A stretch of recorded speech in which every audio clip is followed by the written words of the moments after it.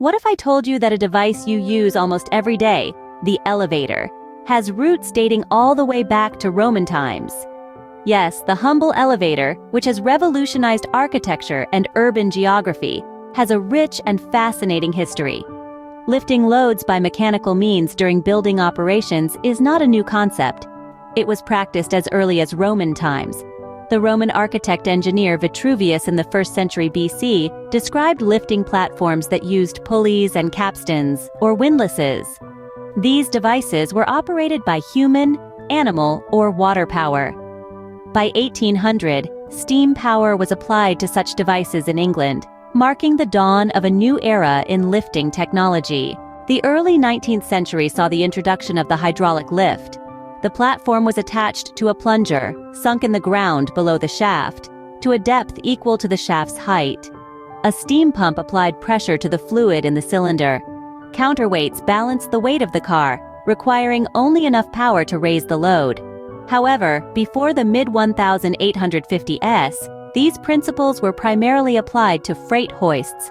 The poor reliability of the ropes, which were generally made of hemp, made these lifting platforms unsuitable for passenger use. That all changed in 1853, when an American, Elisha Graves Otis, introduced a safety device. Otis's innovative device, showcased at the Crystal Palace Exposition in New York, incorporated a clamping arrangement that gripped the guide rails when tension was released from the hoist rope. This made the passenger elevator possible. The first such elevator was put into service in the Hawkwood department store in New York City in 1857. Driven by steam power, it climbed 5 stories in less than a minute and was a pronounced success. Over the next 3 decades, improved versions of the steam-driven elevator appeared.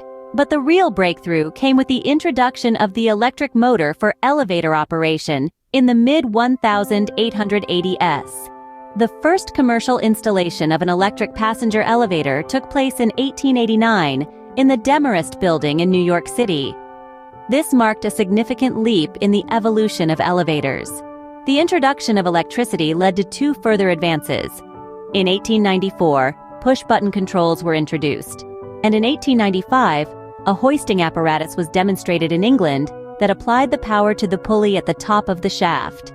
The traction drive mechanism made possible taller shafts and greater speeds, removing the limitations imposed by the winding drum. In 1904, a gearless feature was added by attaching the drive pulley directly to the armature of the electric motor, making speed virtually unlimited.